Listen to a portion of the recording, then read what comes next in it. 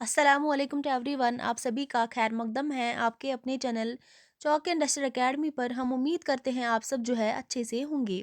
आज हम फिर से एक बार आपके सामने हाजिर है। जैसे कि हमने बोला था, बहुत जल्द हम प्रोविजनल आंसर की रिगार्डिंग आपसे बात करेंगे। प्रोविजनल आंसर की जो है कब तक आने के चांसेस है, आज हम इसके बारे में बात करेंगे। अगर हम देखेंगे, जो हमारा एग्ज़ाम हुआ था यूजीसी नेट का, जो लास्ट पेपर हुआ था 14 दिसंबर को हुआ था। 14 दिसंबर को जो है लास्ट पेपर हुआ था। आज अगर हम देखेंगे, आज एक हफ्ता एग्ज़ाम ख़त्म होने को है। मोस्ट प्रोबेबली अगर हम देखेंगे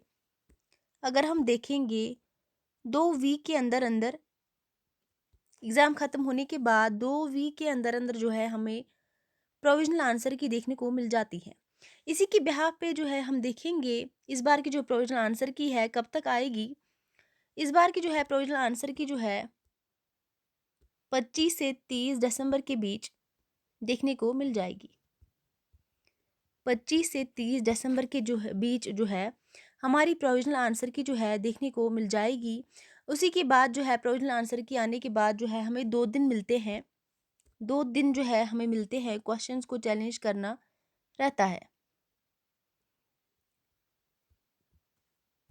2 डेज जो है हमें मिलते हैं क्वेश्चंस को चैलेंज करने के लिए। 2 दिन हमें मिलते हैं क्वेश्चंस को चैलेंज करने के लिए। तो हमें ऐसा लग रहा है ये कोई ऑफिशियल अपडेट नहीं है, एक्सपेक्टेड हम अपनी तरफ से बता रहे हैं। जो हमारी प्रोविजनल आंसर की है 25 से 30 दिसंबर के बीच जो है हमें देखने को मिल जाएगी।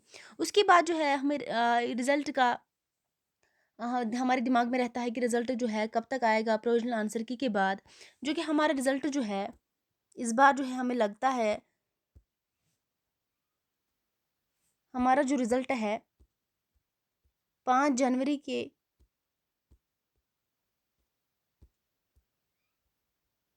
5 जनवरी